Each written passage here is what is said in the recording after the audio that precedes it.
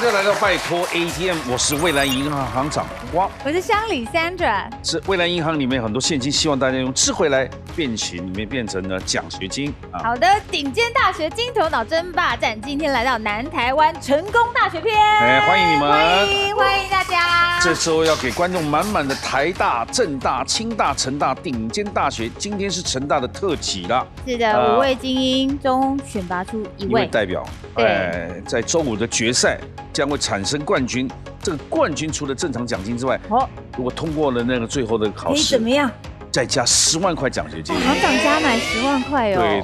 对，为大家过一个满满幸福的暑假了哈。对，首先介绍是郑晴雯，欢迎。晴雯 ，Hello， 您是成大医学系，医学系的。是哦，你将来要当医生，如果没有意外的话啦。对。所以您是医学系的学会会长。是还是会长哎，优秀，但是他还有个非常特别的经验，我其实不太知道这是什么。泰国微生物免疫寄生虫国际竞赛。对，这是泰国的也算是第1名的医学系举办的一个活动，它就是邀请全世界的各个医学系代表他们学校来参加这个比赛。那这3个科目就是医学系最重要的科目，这样。然后我们可能就是有点像这个节目这样，我们也会组队，但我们是组队啦。对。然后我们一样会到台上。然后可能就要马上拼出那个微生物那个很长的名字，学名这样。对。介绍是叶东义，你好。嗨，东义你好。东义是念什么的啊？我是读工业与资讯管理。有参加过什么样的比赛吗？比较特别是在去年创办很大的资安社，对，然后还有台湾的资安社群。资讯安全这个现在真的很重要。你为什么会想创办这个社啊？其实隔壁Vincent是我的队友。那其实我们原本在学校只是一个小的群组，那后来希望更多人可以一起比赛，所以创了一个社团。欢迎叶东义。接下来介绍是你的好朋友，他的伙伴杨俊宏，你好。俊宏你好，也是资讯工程学系。对，我是资工系的，然后我现在是那个成大资安社的旗下的 B-2战队的队长。你现在应该是要做的是什么？攻防演练是？就是这是一个竞赛的类型，然后主要是主办方会出一个有漏洞的一个服务，然后我们要找出这个服务里面有什么漏洞，然后我们要写程式去攻打它。就是你们是做骇客吗？我们是做好骇客，我们就是知道如何攻击。对。骇客有好骇客。有一些企业会就是专门去测试别的企业的自然的安全性。那先比骇客提前一步，先知道这个服务有什么弱点，然后就是演习啦，它是演习啦，将来会发生什么情形，万一碰到不会慌张。对，这个很值钱的，将来公司很值钱的，对，超重要的。对，谢谢杨俊宏，欢迎俊宏。接下来李明景，你好。你好。李明景也是成大医学系的。您所学的是将来是整形外科还是？我现在才大4，我还没有像学姐一样进到临床。你们也要念7年哦。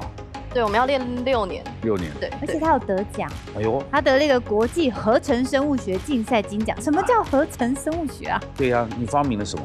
合成生物学就是我们用微生物，就是像我们生活中看到的细菌、病毒或是一些噬菌体之类的东西。那我们就是基因改造它，然后让它产生出我们想要的一些物质，像是我们就是可以产生就是一些氨基酸。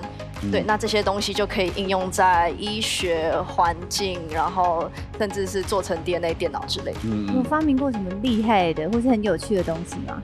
我在大1的时候跟一个成大的团队，我们叫 iGEM， 然后我们一起发明了一款叫忘忧珍珠的产品。对，那它喝了会忘记所有的烦恼。对，可以这样子讲，因为它是真的可以喝的珍珠，然后我们之前有卖到美国去，对，那它的就是实验结果在动物实验上就是发现它在吃下去之后可以增加我们动物的活力。好，这次也像突破了哈。对，李明景来，接下来介绍陈昭宇，嗨，昭宇你好，行长好，香宇好。人大都是成大医学系，您是成大机械系。哎呦，也是很有名的哦。对，这个机械系你是成大机械系单车维修总招，单车维修总招，意思是真的去碰那些机械，然后来维修到生活上。对，因为我们成大的就是主要交通工具是脚踏车。等一下，脚踏车能修什么？这链子断掉啊？你说绕链的吗？对啊，绕链啊，以前最常绕链嘛，轮胎破掉啊。讲个厉害的，像我们行长，他把你想成只有修绕链呢。可能可以把它改成战车之类的啊？怎么改？怎么装枪装炮的？你那么小，就是可能链条涂滑顺一点，就跑比较快。对。所以这个需要你是真的有还是开玩笑的？有在开玩笑。我们不要你开玩笑，我真的相信你了。对啊，你这个脚踏车能改变什么吗？就是速度要变快，还是说就是主要是日常保养，然后可能像脚踏车前面有要装那个架子，就放东西，越来越方便，我们也会帮忙，速度要越来越快的。对，然后像刹车可能会有时候会失灵，然后我们会帮忙调整。欢迎陈昭宇，欢迎5位哦。以上是我们今天的成功大学的代表了。我们介绍2位专家，首先介绍超人气新闻主播黄盛凯主播，你好。主播好。知名化学老师冯优老师，你好。好，老师是台科大应用科技研究所的博士，同时也是教学团队化学科执行长。好，那我们马上进行第1回合存款争夺赛。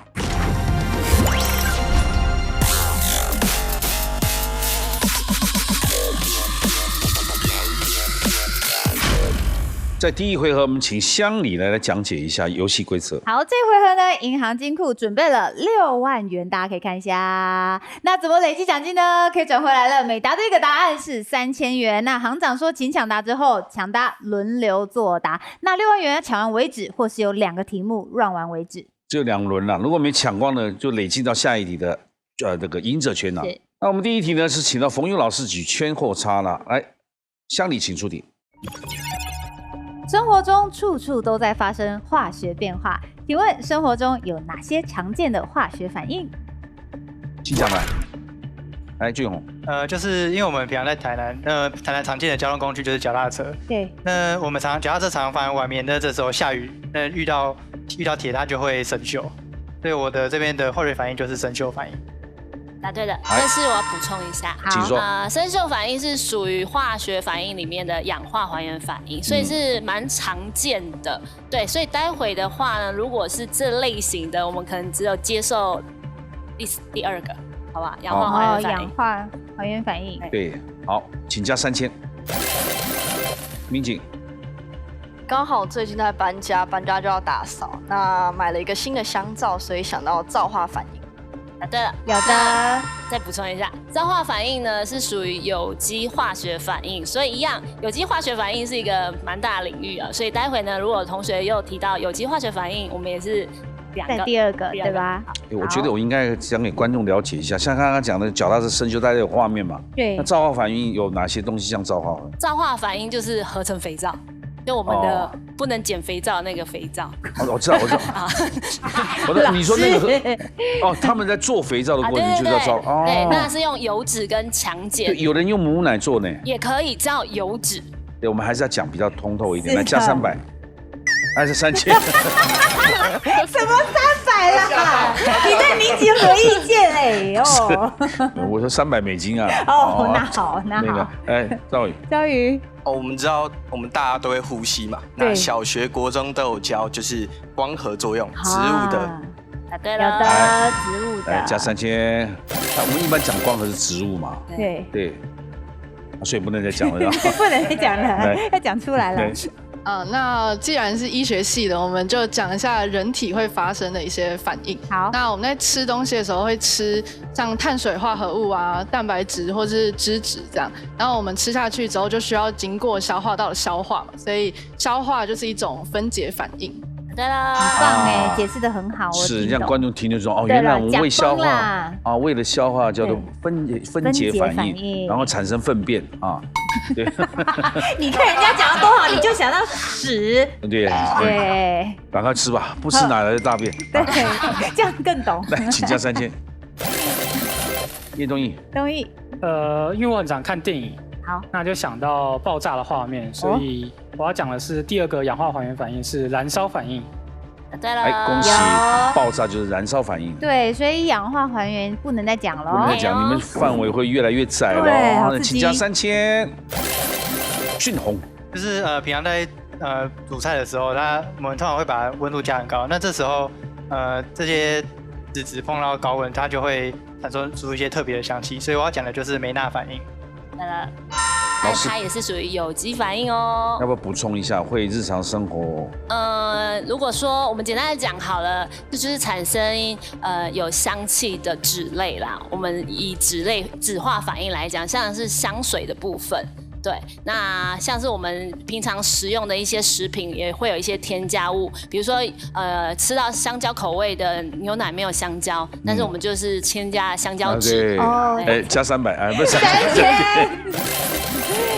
哎，民警，因为我近视蛮深的，大概500到600度，那所以我的眼镜是会变色的。那它的原理是光致变色。对喽。现在有一种镜片，它是平常这样嘛，一出去太阳它就变黑了。对，那是最新的眼镜嘛。也来了，已经有阵子喽，保护眼睛10年以后了吧？对，厉害哦，民警。来，陈兆宇。兆宇，我想讲一个，就是我们大家都知道，就是2氧化碳。那国中有一个就是叫氧化钙加 CO2 会变成碳酸钙，就是沉淀反应。好，沉淀反应是对的，但是。您叫什么？陈兆宇。阿宇，阿宇是很熟，是氢氧化钙。氢氧化钙。氢氧化钙。氢氧化钙就是石灰水。对啊，我们通常在做实验都会用来去检验有没有2氧化碳。好，请问。现在蛮多人喜欢重训嘛，现在重训蔚为风潮，这样。对。所以在我们要长肌肉的时候，就需要一个反应叫做合成反应，就是把氨基酸变成蛋白质，就是一种合成反应。有的听懂。叶东义。成大的特色就是有很多美食可以吃嘛。那美食吃多了，可能就需要吃胃药。那胃药应该是属于酸碱中和反应。对喽。有的。请加3000。俊阳，OK， 平常大家在家里可能会就是酿酒，那这时候我们就是可能会加入像是啤酒，我们就会加入一些酵母，让糖类转化成酒精，那这就是一种发酵反应。请加3000。俊宏是不是有在调酒，所以你很懂，对不对？一点。发现面包也是嘛？也是。搓面团啊那些，对，不能再酵母产生2氧化碳，让那个面粉膨胀。对啊，我们是为什么可以解释？因为接下来也不能说这个了。对了，发酵反应不能说了。哎，民警，我刚才想到光致变色，还有另外一个是电致变色，那它也是一种化学反应。那你就打叉。电能吗？您的意思是说电能？对，它就是电，对，所以电流去改变物质的，就是一些化学它原本的结构。对，所以改变颜色了嘛，所以算是有点重复的，就是颜色的变化。你打叉。OK， 那我们这个就不是讲理论错，它是重复到了。对，重复同一个反应。是的，来陈昭宇。有时候我会戴戒指，银饰。对，那银饰如果常戴是 OK 的，但如果太久没戴，它就会变黑。对，它会变黑。对，也是氧化还原。那我们氧化还原讲到第几个？这个第3个。你刚说重复喽。对，那就是重复嘛。来，请问。加油。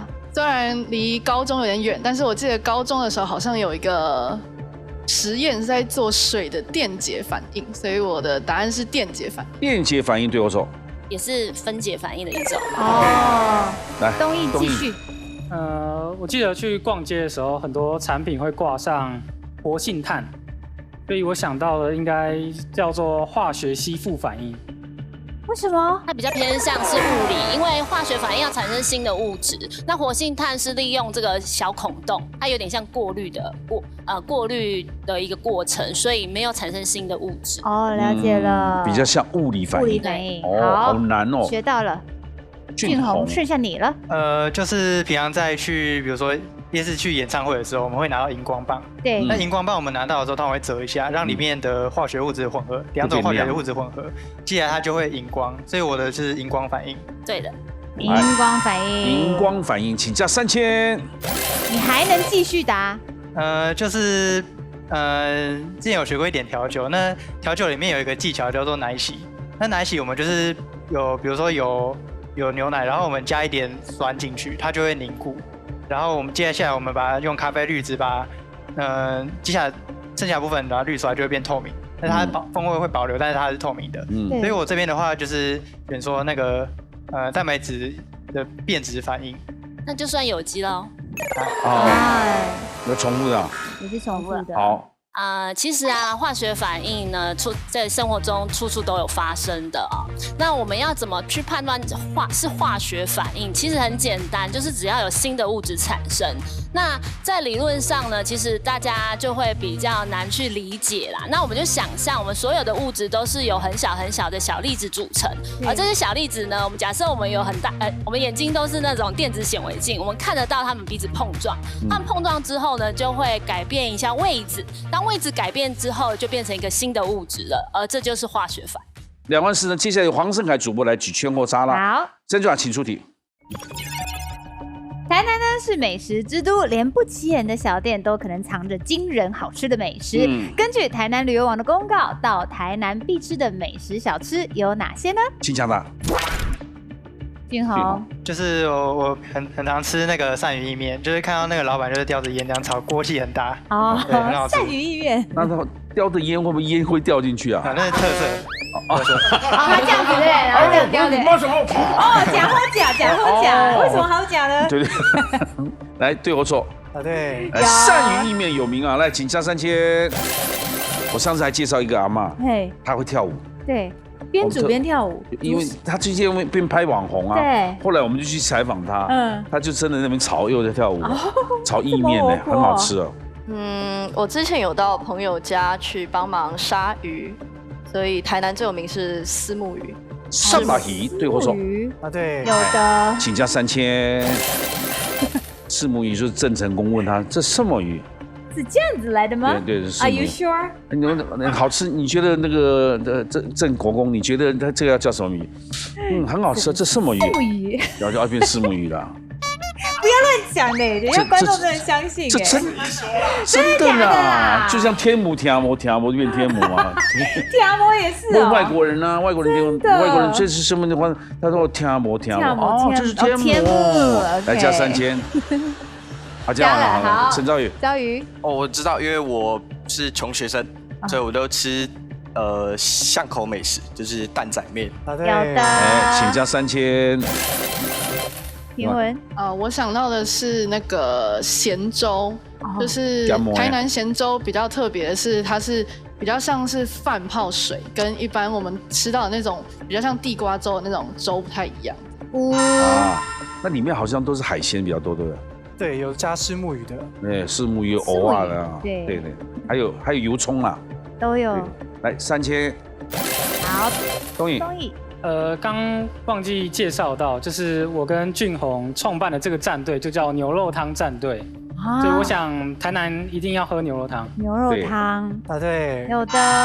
而且他们当早餐吃，早餐就在吃它。幸福，早餐才要吃。你这胃暖暖的。那个汤淋上去而已，不用煮。哇塞，红红的牛肉汤这样淋上去，不会太 heavy 吗？哎呀，请加3000。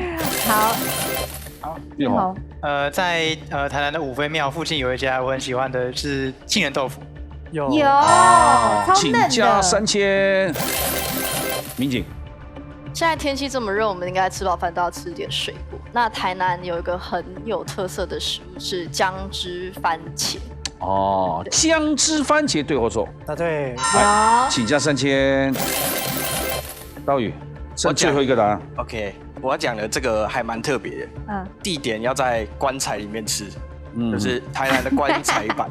棺材板，对我错，没有，怎么可能？没有，以前啦，现在没有了。现在可能比较没有这么流行了，棺材板。对，以前台南讲到棺材板是可以，但是现在讲到这个旅游美食，可能它已经被很多美食取代掉了。对，有可能。还有一个新闻，那我想到的是还有另外一种小吃叫做蛙桂。台南的蛙桂特别好吃。台南的蛙桂对或错？对。有。请加3000。大家抢完喽。对，有补充的吗，老师？其实 CNN 它今年有一篇报道，就列出全球最值得去的24个城市。那台南这么多城市里面，它就列了台南在里面。那最主要就是因为它真的美食太多了。对。那今年有发生一个事情，那台南美食到底多好吃呢？今年有一个李姓男子，他4年来偷窃偷了30多次，他偷的就是在偷台南小吃。啊？对，他就是会看到有人那个机车停在路边，然后上面有小吃，然后旁边没有人，他就把它偷走。4年来偷了30多次，然后他最后落网的时候非常刚好，就是因为偷了牛肉汤。哦，对。可是这个怎么判呢？他最后只被判拘役10天。好，那我们宣布他们现在的奖金。好，秦文12000，东义9000，俊宏18000，民警12000，朝宇9000。接下来进行下一回合，赢者全拿。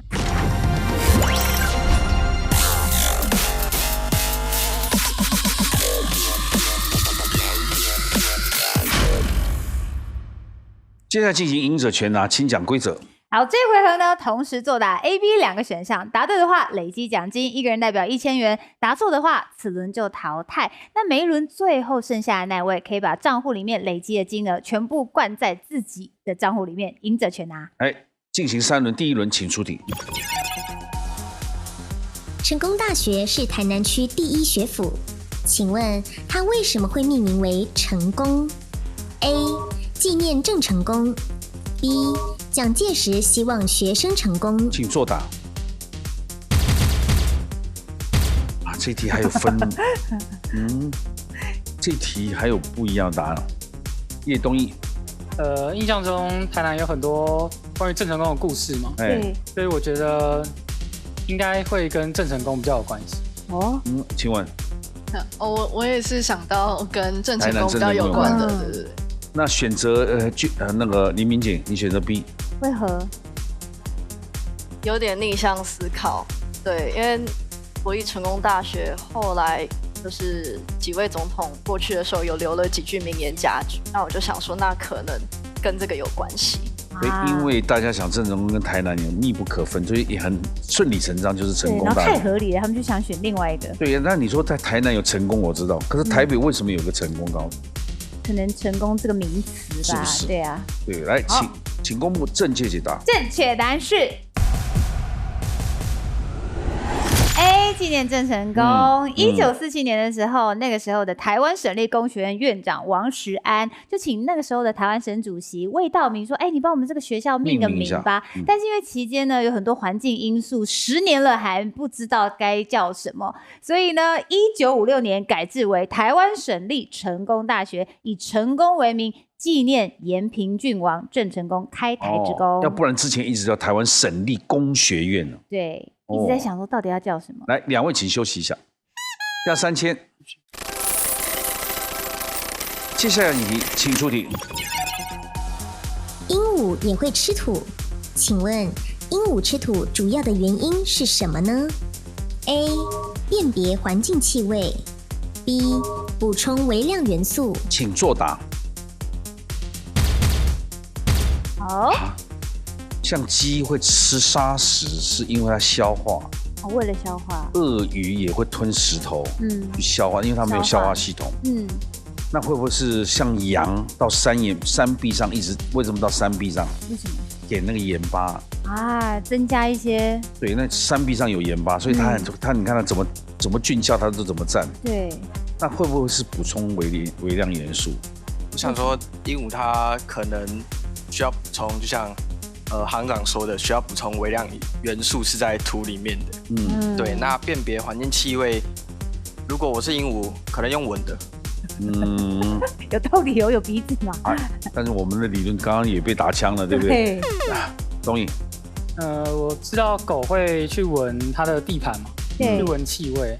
那我想，也许鹦鹉它的嗅觉没有狗来的灵敏，所以有可能透过这种方式去有它的领地意识。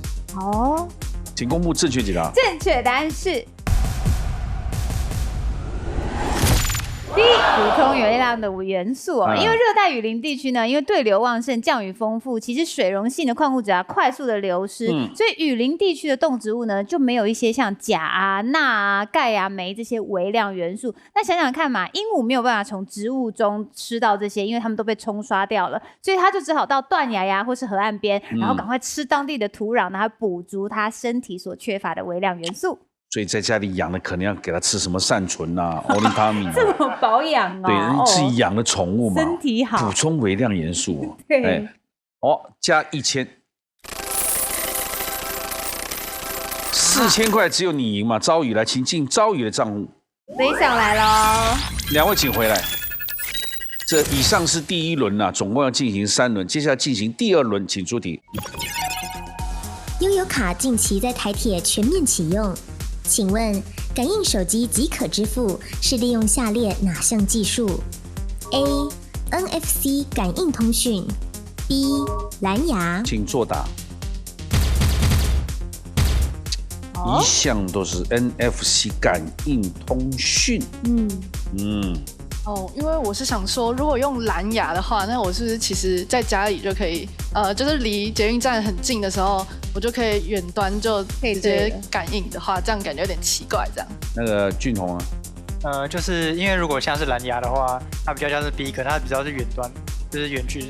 那这样子的话，就可能会有一些自然问题。但如果像是 NFC 的话，它就是比较近距离一点。那这样子的话，它比较符合那个这边的需求。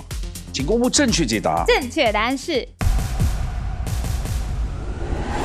A NFC 感应通讯。NFC 的中文呢为进场通讯，又称为感应通讯，能让2个电子装置在相距几公分之内短短的距离之内进行通讯。虽然呢 NFC 跟蓝牙都是短距离的通讯技术，但 NFC 不需要复杂的设定程式，而且可以减少不必要的干扰。那特别就想嘛，在捷运站或是在一些台铁车站的时候，很多手机，那装置密集的时候，传输有时候会变得比较困难，所以近距离的方式，这样这个通讯技术是比较适合的。对，来加5000。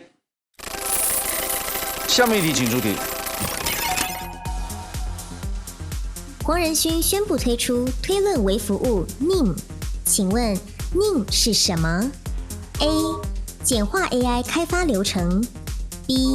GPU 计算的进步。请作答。现在好像为什么都是英文3个字啊？像 EMO 也是3个字，对啊。好。又独排众议了。对。就是因为他最近的那个在发表那 GPU 的计算的，我想说比较有可能是这个对应的。那李明景，刚才第一个选项是因为黄仁勋就 AI 嘛，你就选 AI。对，我那时候想说他就是大肆发表 AI， 然后长得是 AI， 所以我就想说，那应该是 AI。长得他就跟 AI 是分不开的意思是吧？招宇啊。对，我感觉那个微服务就是要让就是让我们操作者可以更简化、更方便。对，所以我就选简化 AI。请公布正确解答。正确答案是 A 简化 AI 开发流程。王仁勋宣布呢推出 AI 模型的推论微服务 NIM， 让开发者呢能够更简单的部署 AI 的应用原本几周才能建构完成的 AI 应用，几分钟内就完成啦。对啊，你如果是越简单，就越多人会用嘛，对不对？你越复杂就是对啊。现在歌干嘛写这么难？以前歌为什么流传？就是简单唱，简单然后非常 catchy， 很容易有 hook。请到旁边休息，加4000、9000。好，下面一题请出题。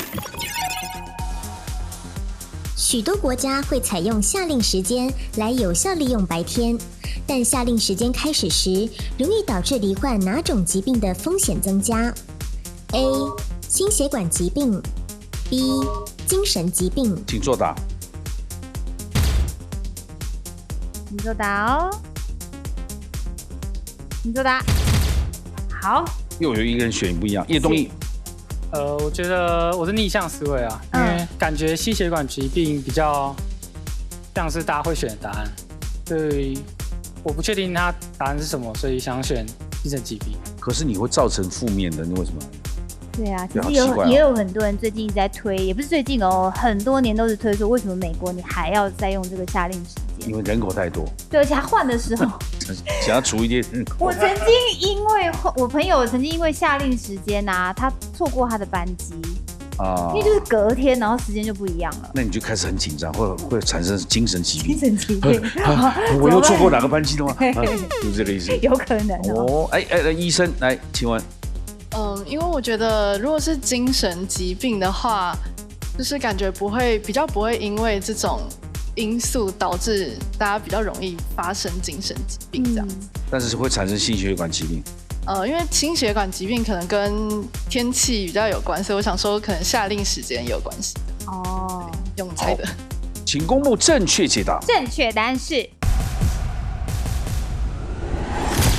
心血管疾病。美国大学临床研究发现调整成下令时间开始的时候呢，因为调整的时候会少睡1个小时，那就会增加24%的急性心肌梗塞的风险。那如果秋季把时间调回标准时间后，反而呢会因为日照时间缩短，然后大家开始觉得哇要开始抑郁了，所以会有出现忧郁症啊，还有季节性的情感障碍。所以这个政策有负面就应该制止了， 对不对？如果发现的话，来，请休息一下，东影加3000。下面一题，请出题。Netflix 影音串流平台经典的开场3秒音效，噔噔，是什么东西发出来的声音 ？A. 用拳头敲木门 ，B. 戴婚戒敲木柜。请作答，这谁会知道？谁会知道？ Netflix 当当，拳头空空。好，请作答。那是什么样声音呢？当当，会这样？你是蚊子。来，朝宇，如果我要娶老婆，然后送她好几克拉的钻戒，对，我拿去敲木柜，她会扁我。哦，有道理耶。这李民警，你们猜的是右拳？我想说，因为戒指敲门的话，那个声音会比较清脆跟响。那我知道它 Netflix 后面那个震动的声音是收花开的声音，但前面咚咚，我觉得应该是敲门。对。那可是，请问你选择戴婚戒敲门？因为我觉得如果用拳头敲木门，感觉就是我的想象会这样咚咚，然后感觉很凶。对，感觉这样子的开场有点太激烈了。它声音什么都不像，它声音当当。有这么大声？我怎么听？噔噔。没有啊，当当。噔。一个跑个 N 出来嘛。对。来，请公布正确解答。正确答案是 B. 戴婚戒敲木柜。Netflix 最经典的就是开头3秒的哒哒，然后这个片头音效呢，其实这个音效啊是源自2013年，这个音效设计师得过奥斯卡哦，他叫做 Lon Bender， 他戴着他的婚戒敲木柜。哦，原来这样收音的，因为音效师听说常常会在生活中找灵感，他可能会觉得不错，就把它录下来。他到处去录声音啊，对，然后觉得这个声音是什么，这个就是创作了啦，对不对？来，朝宇，请到旁边休息。好，我们看你做下去是什么声音。他笑，你逗他笑了。来，请加2000。你看这个进钞票也有他数钞票的声音啊，好像在家里的数钞机有没有？怎么99张？少一张，少一张，请出题。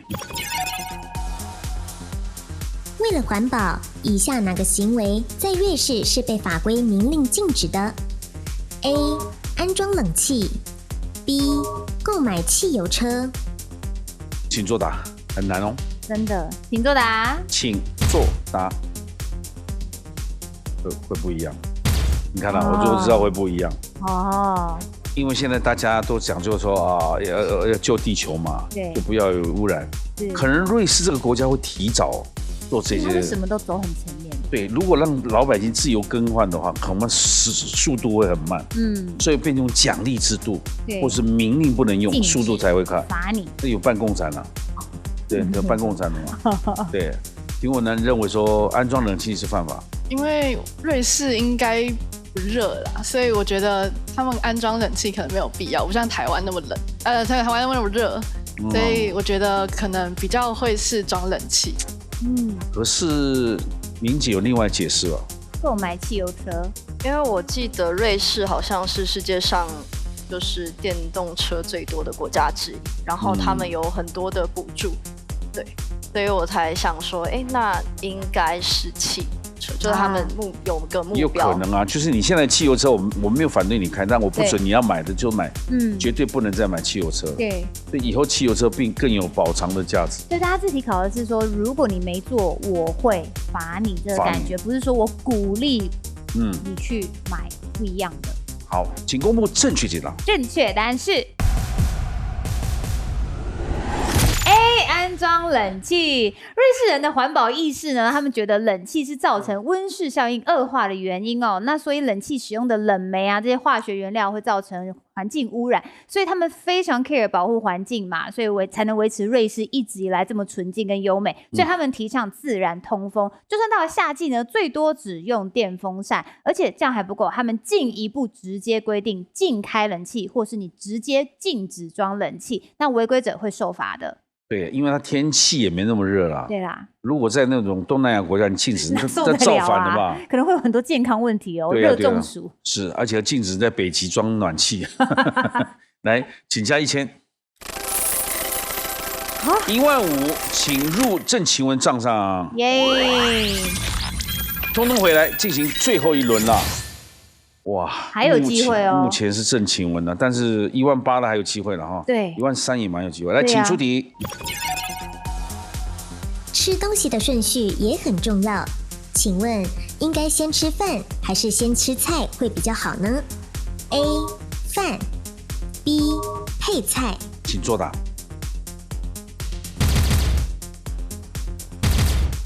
哦，早已要先吃饭。对。就我现在肚子有点饿，所以想到饭对不对？东义，印象中好像先吃碳水的话，会让血糖上升的比较快嘛。你说饭吃进去之后，血糖的时候飙高嘛？对，所以好像先吃肉或菜会比较好。哦，好像。晴雯是医学的。是，讲得非常对，对。好，来，请公布正确解答。正确答案是。低配菜。研究糖尿病跟肥胖有个期刊，它指出啊，不管你可以先吃蛋白质也好，或是蔬菜也好，就比起你如果先吃糖类来讲，你的餐后的血糖不会升得这么快，可以下降40%哦。所以呢，白饭要最后才吃。是，朝宇，请到旁边休息。来，加4000。下面一题，请出题。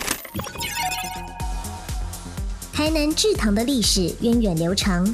在日治时代，日本人甚至用糖做什么公共设施 ？A. 公车站牌 B. 飞机跑道。请作答。哦，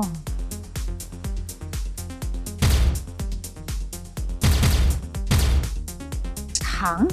民警为什么用做飞机跑道？就好像它的损坏率会比较低，然后它这个选项也比较特别，对。俊宏，公车站牌。想说如果是飞机跑道的话呢，因为飞机它的重量很大，那这时候可能会不确定它的材质会不会比较稳固。那公车站牌的话，就是可能也是一个，就因为跟糖，可能是糖的原料是甘蔗嘛，就是不知道能不能把那个甘蔗把它拿来当站牌之类的。他越讲越怀疑自己耶。做站牌才危险，因为小孩子舔就舔光了。对，他整只这样大型棒棒糖。你不觉得站牌很像大型棒棒糖吗？对呀，带回家。对，请问。我是觉得如果用飞机跑道的话，这样子要用很多糖，所以我觉得应该是先从小的东西开始做起的话，应该公车站牌比较有可能。同意。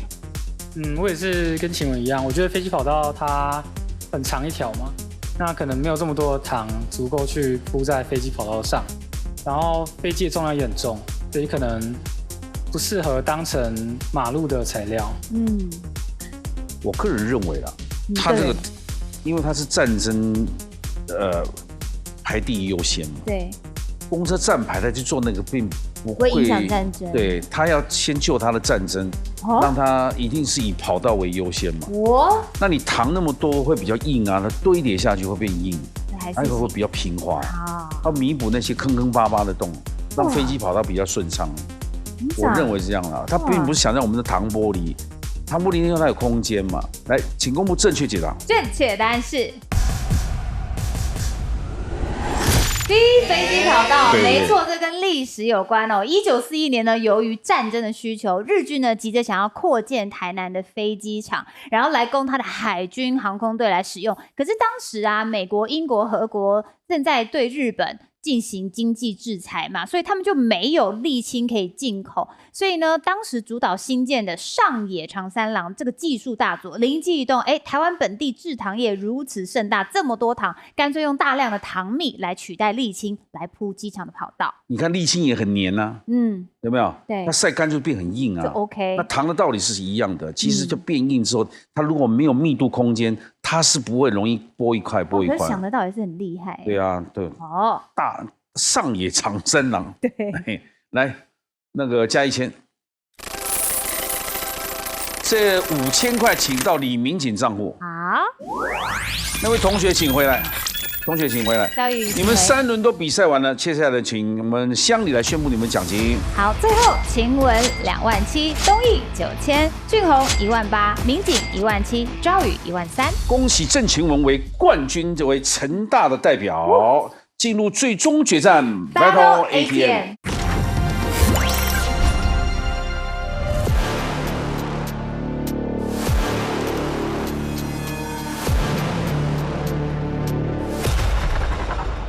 恭喜成大的代表，来，请问这有27000的卡，来，请插卡。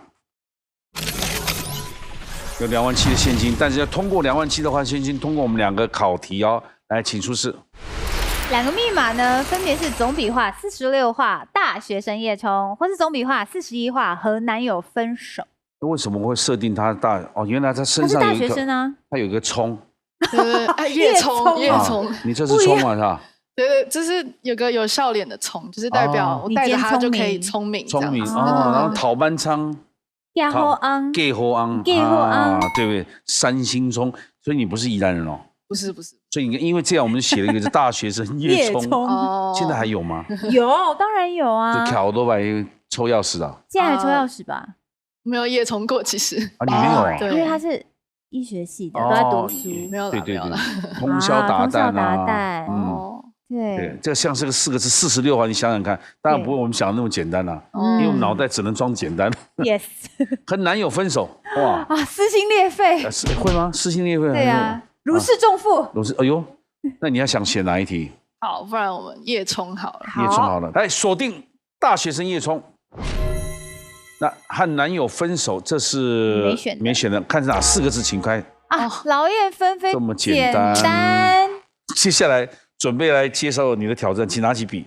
好，4个字出来之后，你有1分钟的作答时间，记着要先清楚写字，再写密码。好，来，请出题。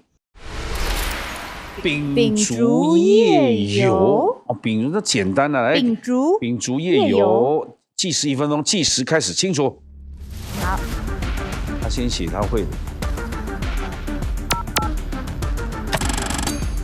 字都蛮漂亮的哦，医学系的，开药单不都用英文吗？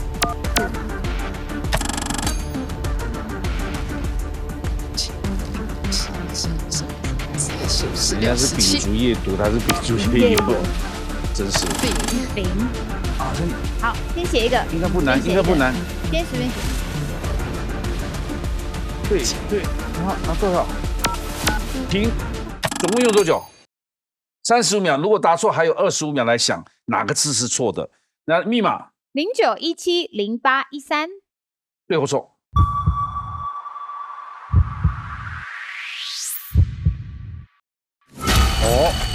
哪个字是错的呢？你还有25秒，对不对？他刚刚是35秒，25秒，计时开始。哪个字错或是算错笔画？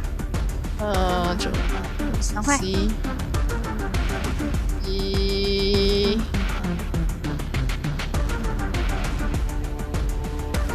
再试一次。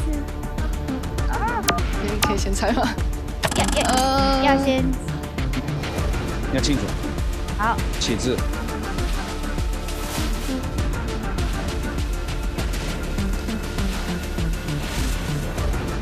就是停。这个竹是这个竹吗？来，我们先看密码。10170813，对或错？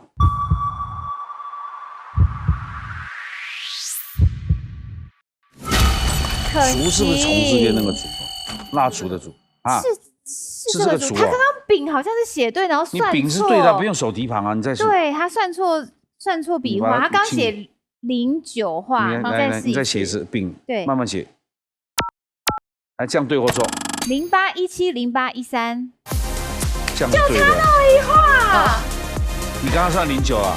对，他刚写09，所以他就差一画。他第一轮是09，后面越改越糟糕了。对，换字了。来，我们看正确解答。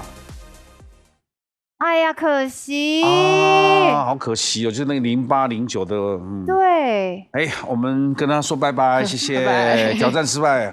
超可惜，写得出来已经很厉害了。好，哇，秉烛夜游，差一画而已，就一画。但是你有学到经验，因为你是最后还有决赛啊。决赛你是我们今天成大的代表了。对啊，你们有夜冲的习惯吗？完全不会，不会啊，不会。不要假了。为什么说学生都有夜冲？有夜冲吗？不要假了啊！我有啊，你也有吗？当然一定要夜冲的啊！你们这些也太假了吧！现年轻人可能没有玩这个。没有，不然现年轻人在干嘛？我也很不年轻了。好，这个希望成大也要加油了哈！加油！对，马上要进入决赛了哈！来，晚上8点锁定拜托 ATM， 把智慧变现，谢谢，拜拜，谢谢同学们，谢谢你，要加油哦，动力好，马上就比赛，带着你们比开始比。